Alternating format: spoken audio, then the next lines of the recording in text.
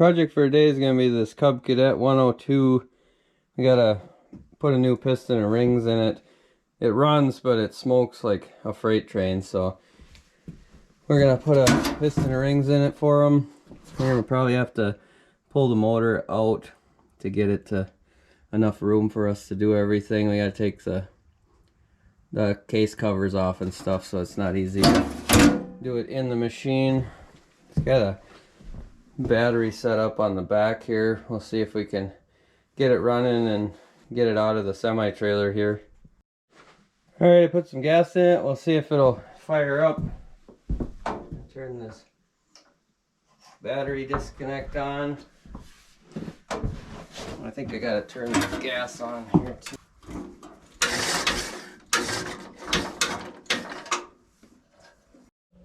Well, I wasn't able to get it running. It'd been sitting for about a year in that trailer, so I'm sure that it's got some old gas in it and stuff. So we'll just continue on tearing it out of here. I know it did run when he brought it in, so it's probably pretty low on compression too. I think it has a broken ring or something the way it was acting when he brought it in. So I'll get you set up and we'll get started tearing it out of here. First thing I'm going to do is get this hood and probably the front bumper or grill off of it.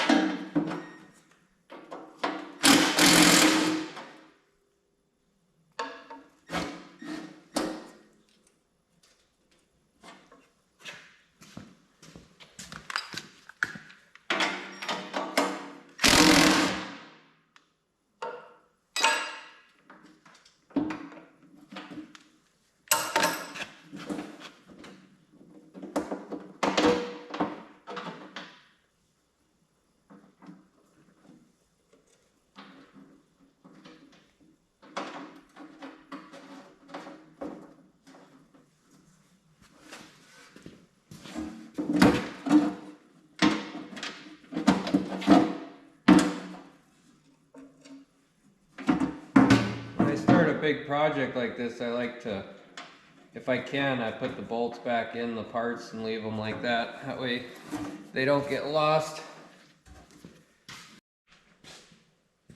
This voltage regulator is just zip tied on there. Looks like it had a rubber mount set up that's broke off of there.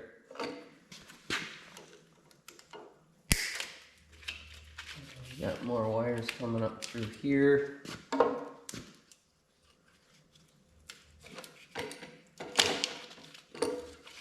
The battery's disconnected. It just pulls off. Looks like there's 4 bolts.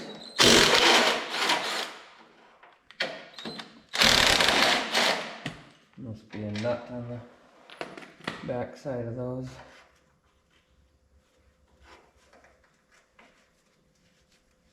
There's just these 4, I think, holding this front grille on.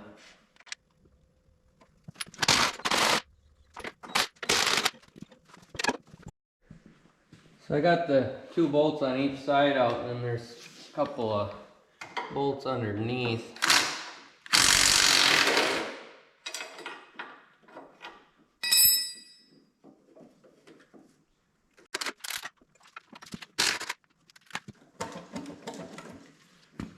It's getting looser. Not sure what else we got holding now. I'm going to take this cover off the top, see if I can see a little bit more in there.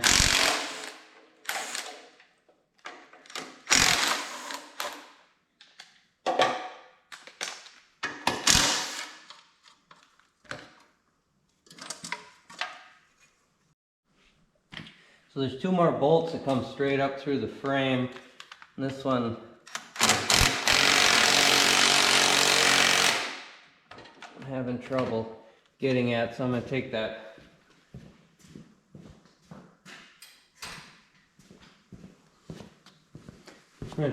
belt off for the starter generator so I can get in there a little bit better. It's got to come off anyway, so.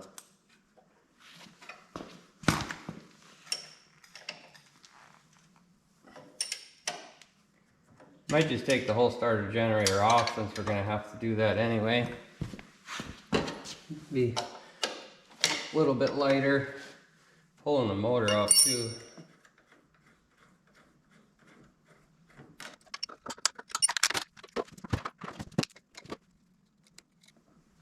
I'm gonna mark those. A lot of times I take wiring off, I'll put a colored zip tie through it, or I'll use a marker. And then I'll just put a matching zip tie like that, so then I know that's where that one goes. And this one only has 2 choices, so I'm not gonna mark this side.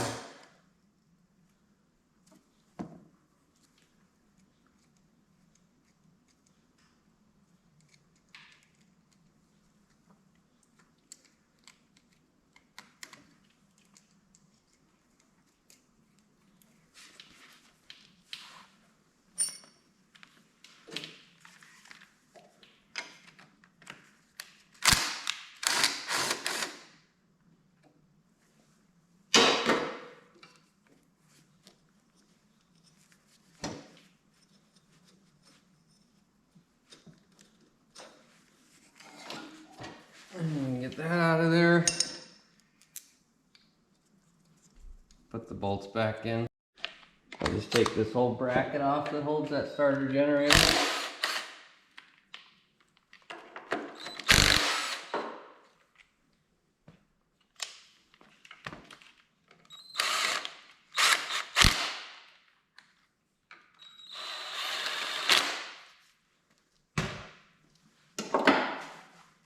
That side's opened up quite a bit.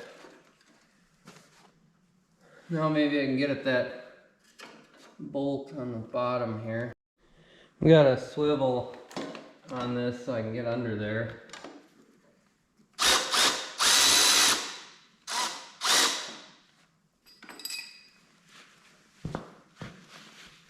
Not the easiest place to get into.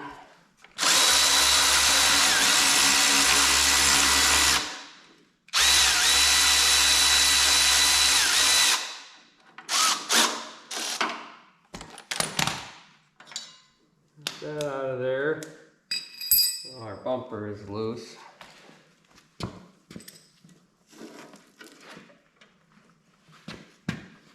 a linkage on there that had to come out.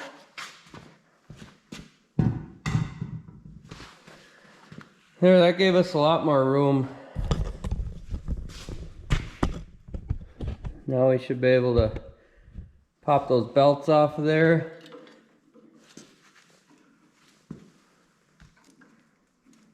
And then we'll start pulling the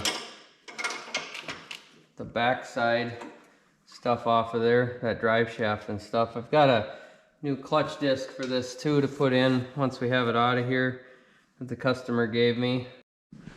So it looks like we've got a little bracket here that tensions the belts.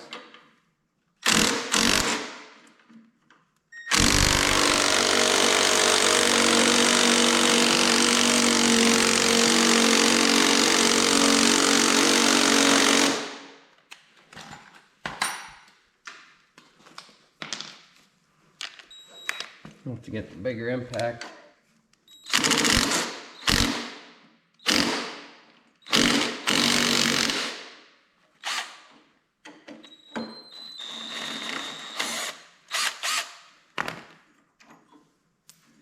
Looks like it's just a bolt that was bent around.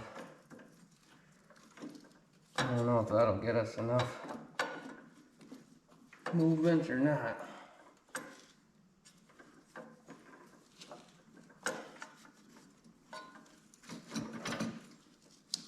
There we go. And I'll put the nuts back on here.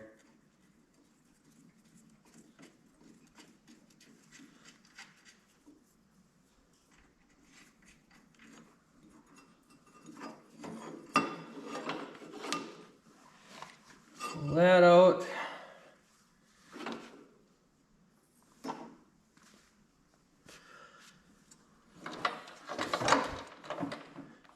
It does still have decent compression, it feels like.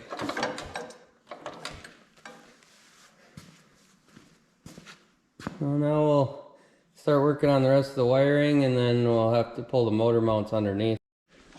So we've got a couple of coil wires here.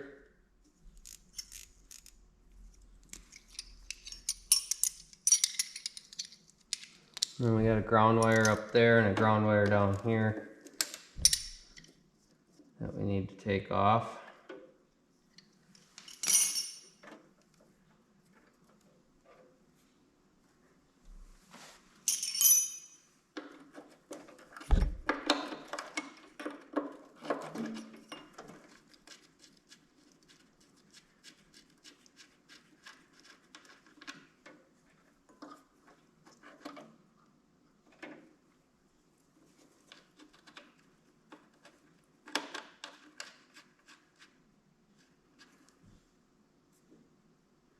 It doesn't feel like we have a very good connection on that one. I'll have to mark that lower one because that's the ground. Actually, I'll just mark the two coil wires. Then we'll have should have a throttle and a choke cable. I'll tie these two together. And pull this air cleaner cover off.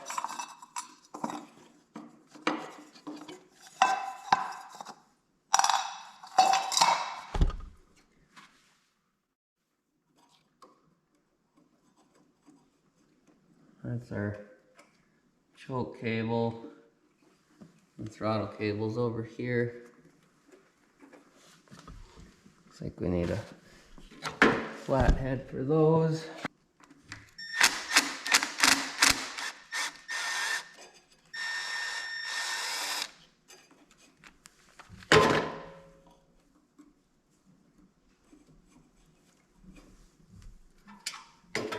It's got two flatheads holding it on.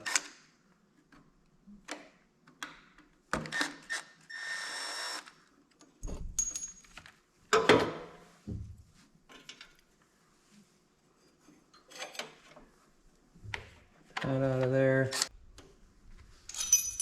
I'll just take the whole bracket off.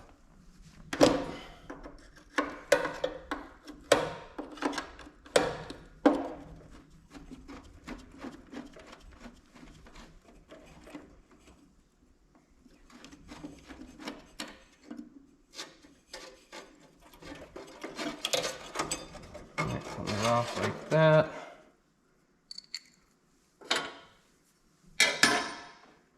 We got that one up here, that ground wire.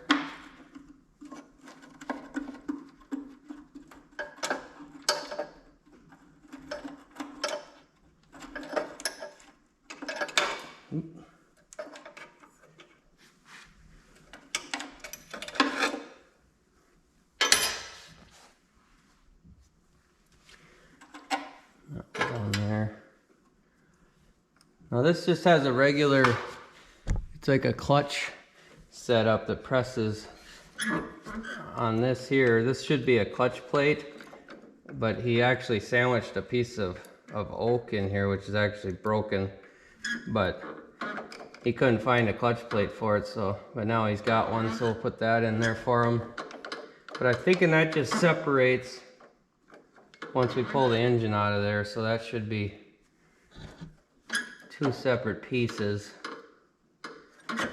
So then all we have left to do is pull the four, there should be 4 bolts underneath that the motor is bolted down to. So we can get those out of there, and then we'll get the forklift over here and pull the motor out of it. So it looks like they put one of the motor mounting bolts right above that front axle. This one was actually loose.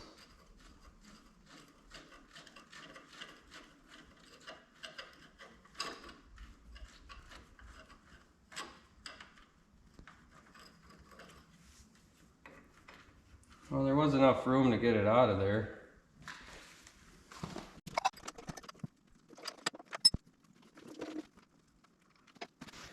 Now we should be able to get the other ones out fairly easily.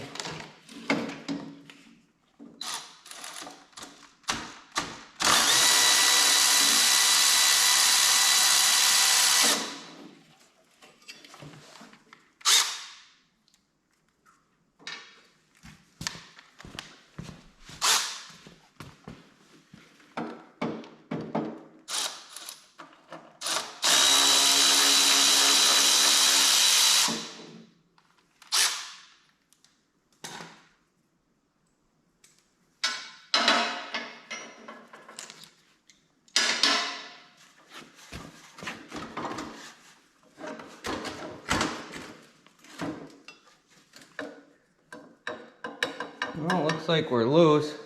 I'll have to get something to put in here so we can lift it out of here. I used to lift these out by hand, but they get pretty hard on the back. They're solid cast iron, so I'll get the forklift over here and we'll use that. So I grabbed a couple longer 3/8 bolts from these ones that I took out, and I've got some big washers. I'm just gonna thread these in and then thread them right through the hooks on the ratchet strap here. I might be a little bit too much forward, but that'll be fine.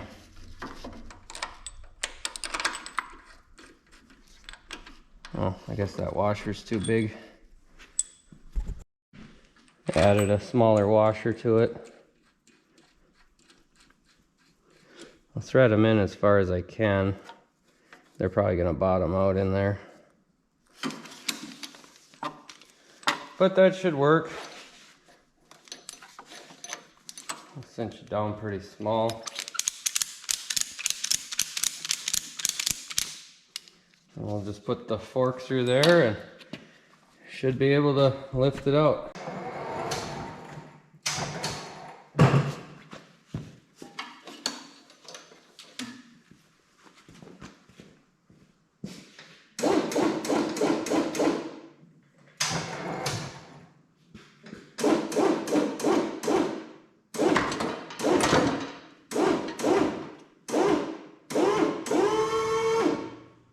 We have liftoff.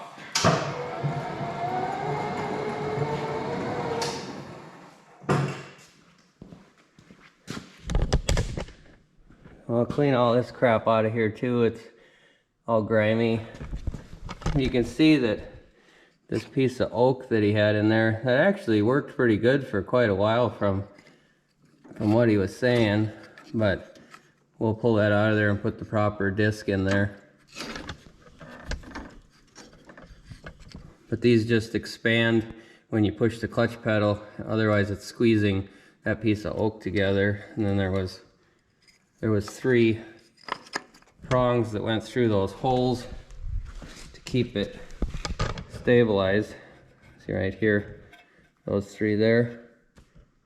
But now we'll get this set up somehow so we can start tearing it apart. I think I'm gonna drain the oil out of it before I go any farther. There's a pipe sticking out down there. It's just easier to do now that it's off of the mower.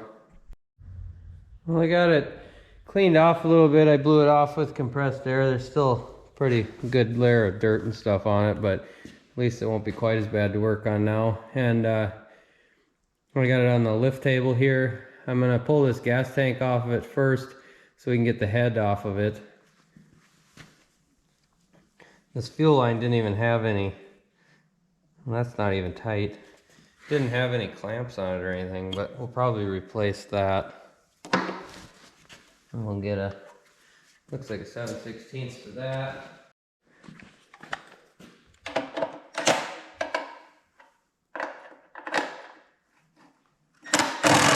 Oh, looks like the 1/2 inch nuts on them. And 7/16 up top.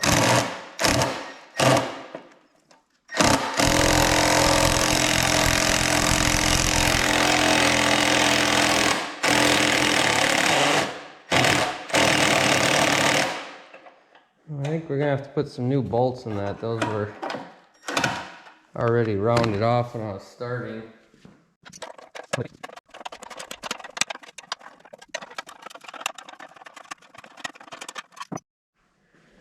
Now this should come off of there. Another thing I noticed leaking was this little valve. I'm not sure. Some of these you can adjust that little nut there and get it to seal up again. Otherwise there's usually a O-ring or something in there. So now we can pull the head off of it.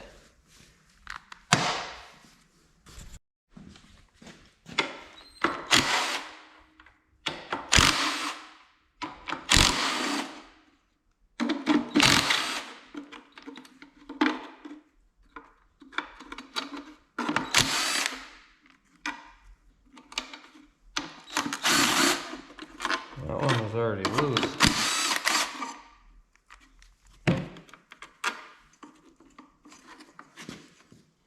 Looks like we got another nut for that bracket.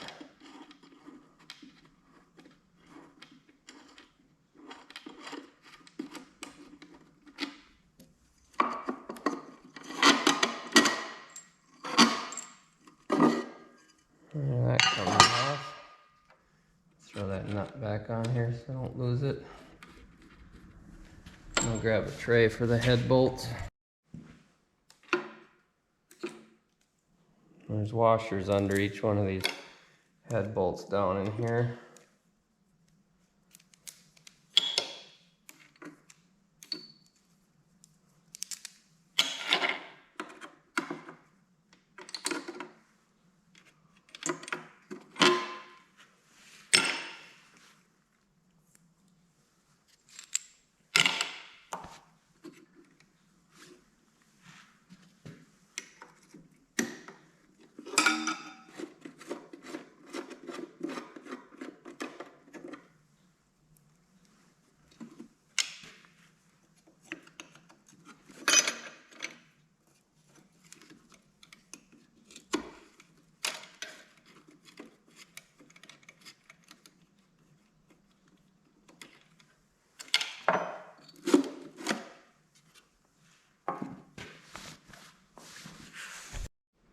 I took the shop vac and scraped out some of this stuff and sucked it off of there so we don't get too much junk down in the cylinder when we pull this off of here, but we're going to be cleaning everything up anyway. But there's the inside of the head. It doesn't look too terrible. There's a heck of a lot of carbon in there though. If you look on those valves, that's pretty terrible. We'll have to clean all that up. I'm actually surprised that those valves were even sealing as good as they were, but he doesn't want to spend a heck of a lot of money on this, so this is going to be what I call the poor man's rebuild, just putting the piston and rings in it.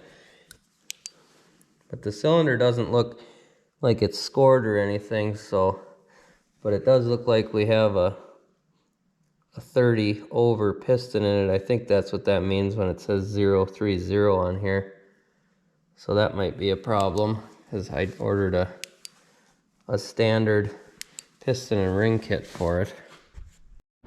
So I took some time and I got the carbon all cleaned off of this, and then I took the blower housing off and cleaned out the cooling fins and everything. There's still a little bit of junk in there. It's not perfect, but it's good enough for what we're doing. And I pulled the carburetor and the shrouds off over here and cleaned out the fins there and everything. And then I've got a bunch of the parts I took off. I cleaned in the parts washer, so I get all that grime and stuff off of them. So now we'll pull this oil pan off. That way we can get to the connecting rod and we'll unbolt that and push the piston and rings out the top.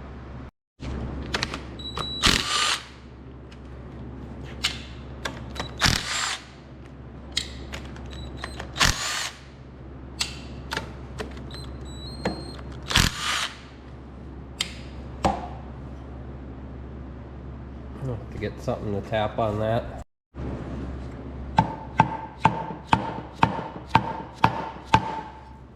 And that one's really glued on there.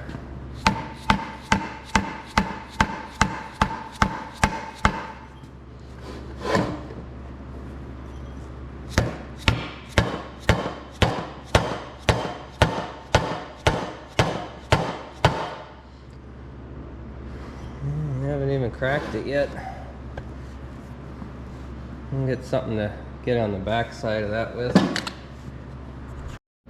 Got a brass punch here. We'll try to hit on this lip.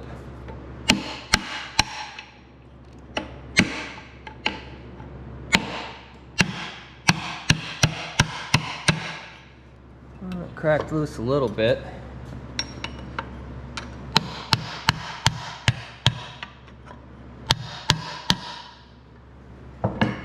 Here it's starting to break free.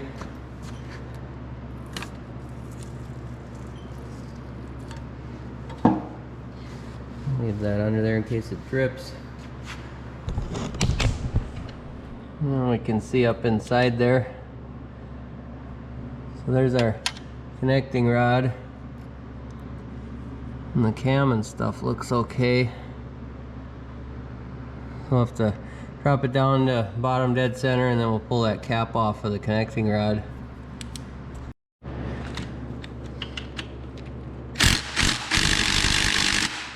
Those are pretty tight.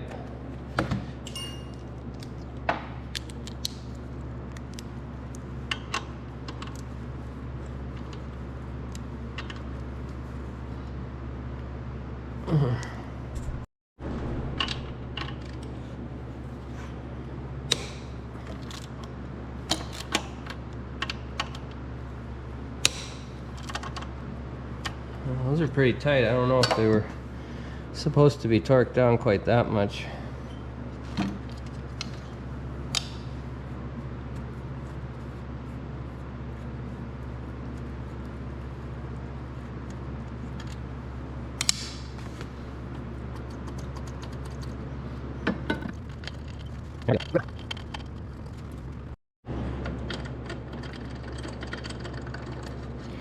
There we go. It looks pretty good in there. Kind of want to look for score marks in there and stuff. Then you want to note which direction this goes also. So I had the oil hole on the left here. That hole there. And then there's a little notch in the one side too where it matches up with a notch on the rod. And the crank looks okay. A couple little marks on it. Nothing really to worry about though. Now we'll push the piston out the top.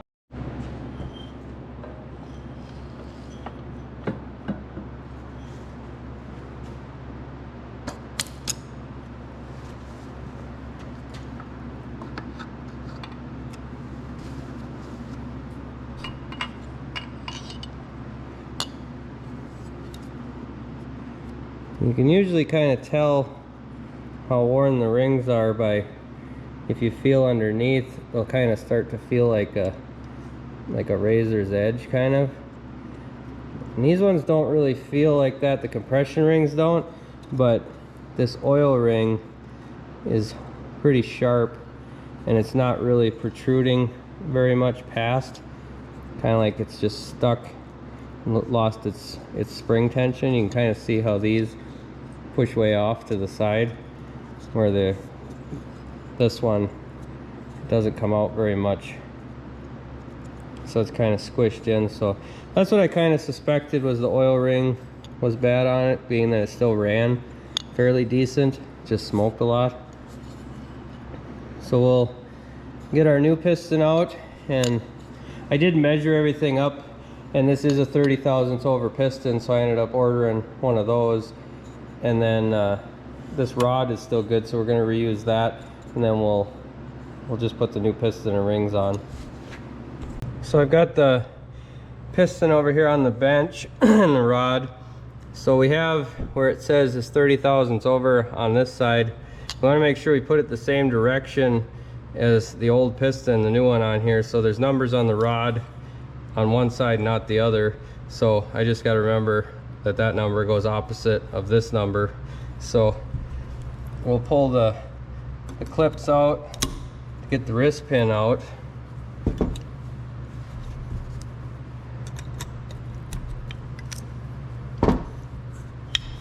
We'll see if we can just push it out of there. Sometimes you can and sometimes you can't.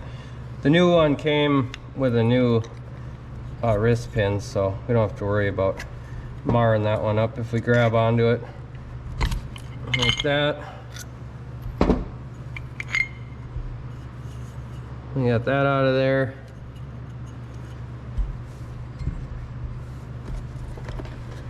And the new piston I got is from Rotary. It's a 23-6748. It's kind of hard to find pistons and rings for these, especially the oversized ones, if you want actual Kohler parts. And I've had good luck. I put a couple of these in some of the John Deere, like the 210s and the 14 horse Kohlers and 16 horse Kohlers. So there's our new piston. So like I said, we want the numbers to be opposite, but this has the number on the other side here, so this one is like that.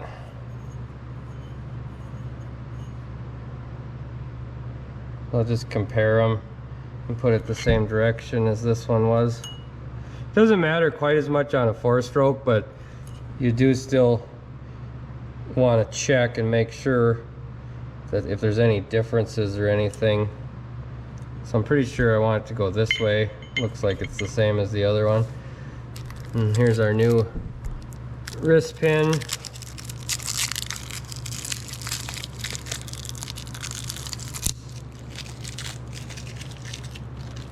And it came with the new clips also. The clips for the C clips or whatever you want to call them.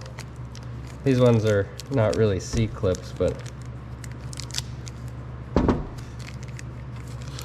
this style is an easier one to put in, as you can grab that with the pliers and squeeze it to slide it in there. And we'll get some assembly lube, put on everything before we slide it together.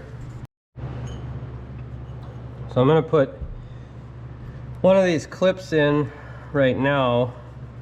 That way when we push the pin through, it drops in until it hits that clip.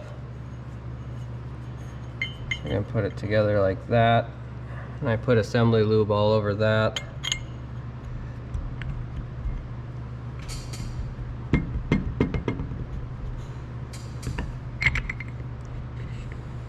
It's a nice tight fit.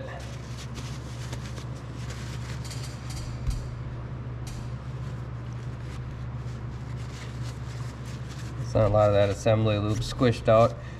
I'd rather use a little bit extra of the assembly lube than not enough, so that slid in all the way. That feels good and tight.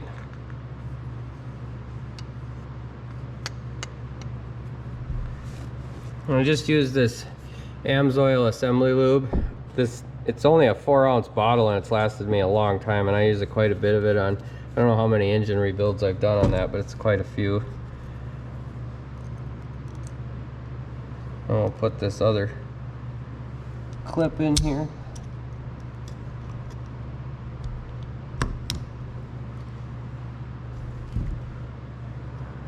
And make sure that's seated all the way around on both sides. So we got that part together. Now we've got the rings. And there is instructions that come with these rings. You want to put them in the right order. Obviously the oil ring looks different than the rest, so you know that goes on the bottom, but then these compression rings, there's a little chart here that comes with, where if you're looking down the end of the ring, you can see that's the number 1 and 2 ring. But this is basically showing you variations of different rings you could get. It doesn't necessarily mean that's the type that came with the kit. It's just showing different styles and which order that they go in. So now I'm checking the ring end gap, and you can see that this one is very wide. That's the old ring. I just wanted to compare it to the new one to see what we're dealing with, but I mean, that's like an 1/8 inch gap. So you don't want that. So what I did is I slid the old ring in the cylinder, and then I just took the piston to straighten it out and I shoved it in. I'm just using the old piston. Now we'll put the new one in there and we'll see what the difference is. So now we've got the new ring in there, and you can see right there the gap is significantly less, and I can take a 13 thousandths feeler gauge and slide it in there. It's about right there. So that just shows how much those rings were worn. I didn't even measure. I would have had to put a ton of these together and add them up to try to figure out what we were actually at. So this should be quite an improvement from the old rings. So we'll pull that out of there, and now we're gonna hone that cylinder out. Normally I would say you should take the crank and everything out, but this guy doesn't want to spend that much money on this, so we're just doing it kind of quick and dirty. And I've done a couple this way and they were fine. It's just if they're too bad where the crank is not great and stuff, you end up having to take the stuff out. But you have to be really careful when you're running the hone through that you don't end up hitting the crank down there. So we'll spin that so it's far away, and then we'll put something in there on the end. And then we got to make sure we wash it out, because you do get metal shavings and stuff in there when you're honing them out. So I put some motor oil up in there, and then we've got the hone here on a drill. So we'll put that in there and we'll just start working it back and forth.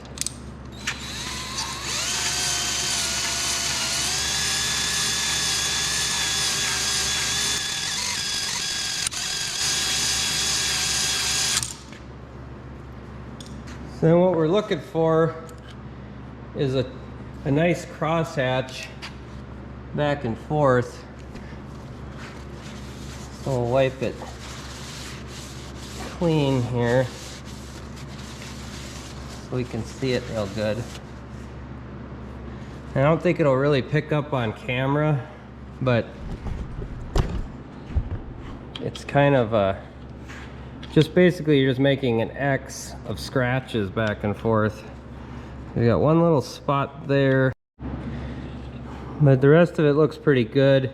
You don't want to go too long because you're taking material off of the cylinder, so you're making it get bigger, and you do have to make sure you check your ring end gap again in case you took too much material off. But if you go too far, your piston the rings will fit fine, but the piston will be too loose in there a lot of time, and you'll get piston slap, where you'll hear a rattling as it's running, because the piston is, every time it comes up through, it's pivoting on the wrist pin, and the piston skirt will be slapping against the side of the cylinder, so you can hear that noise, which some engines will run for a long time that way, but it's just not good when they run like that. It's usually they're not going to last as long as they would if you get it a good fit like it should be.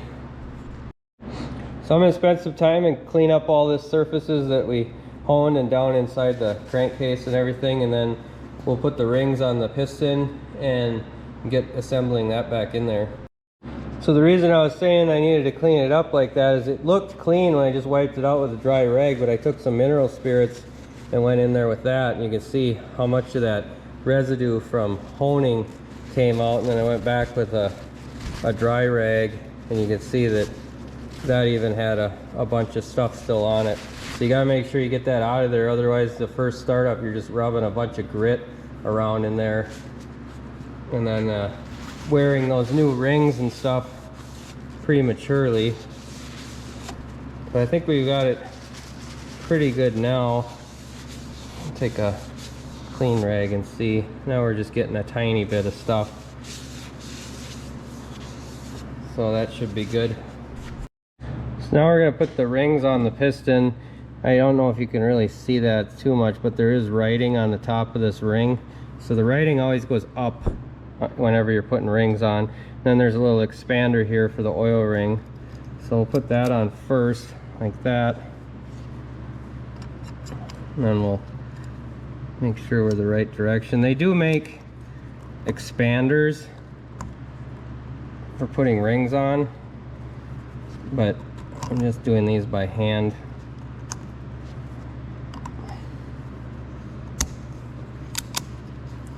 So we've got that one, the oil ring, on there now. And then the next one has a little bit of a step in it, and according to our chart here, if you look, so the 3 and 4 are oil rings, and then on our chart we have this one with the step in it, shows the number 2 ring. So that one there is the one that we're similar to, and then the very top ring is just a square edge, so that one goes on the very top. It's the first ring. You just do them in the reverse order as you're putting them on. So this one with the stepped one, and then the step goes down and the lettering goes up. So we'll put that on.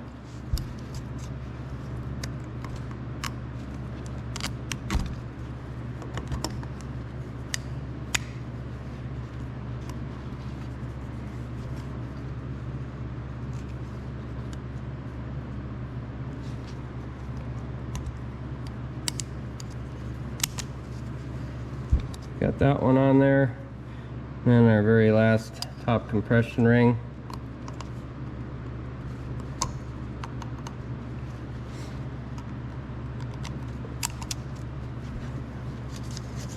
Then you want to make sure that the end gaps on the rings don't line up with each other. So like this one I'm going to put over here on this side, and then this one I'll put pretty much at a quarter of the turn around, and then this other one I'll put on the total opposite side, because you don't want to, if they all line up, you'll end up losing compression and oil will get through there and everything. So if you do them like this, they do kind of spin as it's running, but they'll never usually line themselves all up at the same time when you do it that way. So now we can get to putting this back in the engine. So I've got assembly lube rubbed in the cylinder and also on this piston and rings. So we'll get it into about that point, and then we'll put a ring compressor on.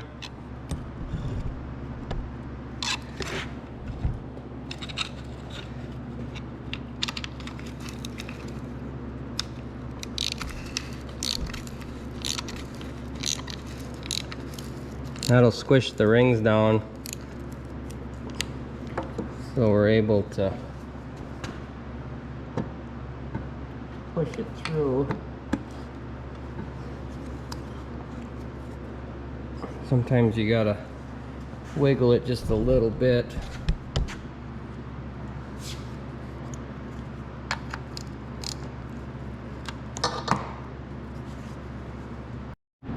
I had to flip my ring compressor.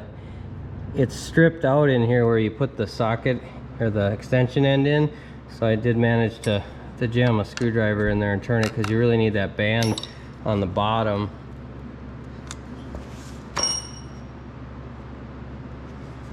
So I think we've got it all the way around. I'm just gonna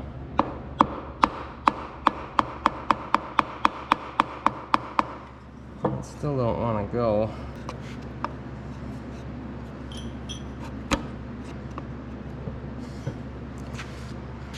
I think we got it through. One ring went through.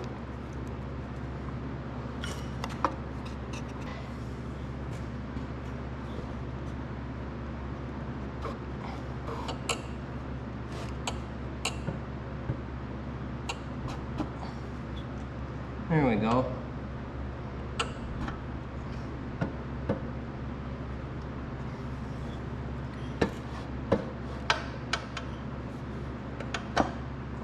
Now we're all the way down.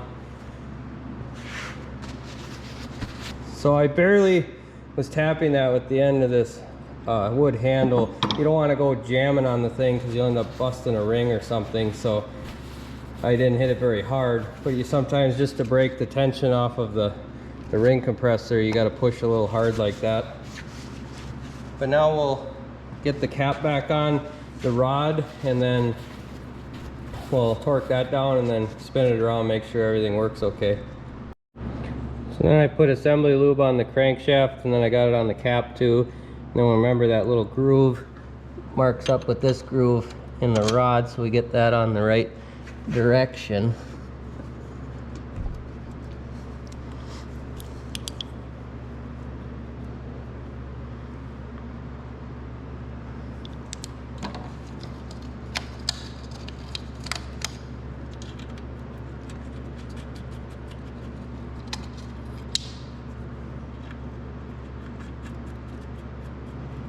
We'll just snug these down with the ratchet, and then I'll torque them after that.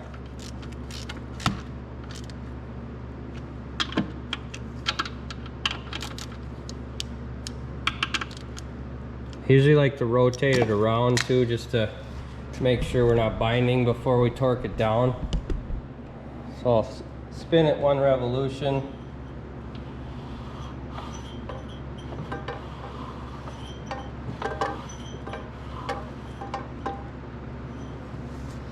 So it spins good and free. And we'll get the torque wrench, and I gotta look up the torque specs on that too. So according to the manual, we want to torque these to 240 inch-pounds, and then we back them back off, and then we torque it down to 200 inch-pounds. It basically seats it in there, and then you back it off, and then you torque it to your normal torque that you want. But what I'm going to do first is snug these. You don't want to just ram down one side to torque and kink it off to one side.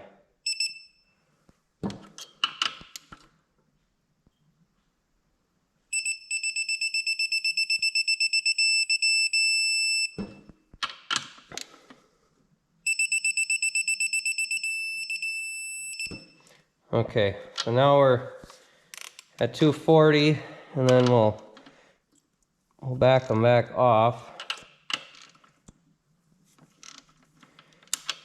And I'll set the torque wrench back down to 200.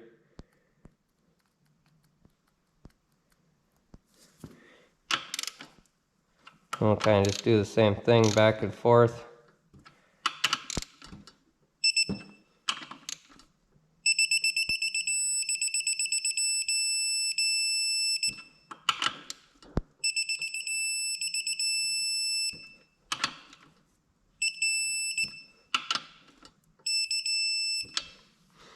Okay, so that should be good.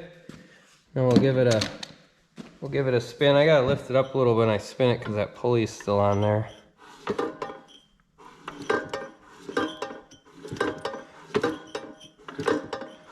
That spins nice. I don't feel any binding or anything in there. So now we'll need to clean up this gasket surface, and I'll probably have to make a gasket for that, or just use silicone for the oil pan, but I have to clean up the oil pan too first. So I was just going through the footage and realizing this video is getting pretty long, so I'm gonna have to do a part 2 of this one. So this should be the end of part 1. I've got all the parts washed up here to put back on, and the next time we'll make a gasket for this and get the motor put back together the rest of the way, and get that clutch plate put in and get the motor put back in the mower. But that's going to do it for this one. If you like this sort of thing, like the videos and subscribe to the channel, and we'll catch you on the next one.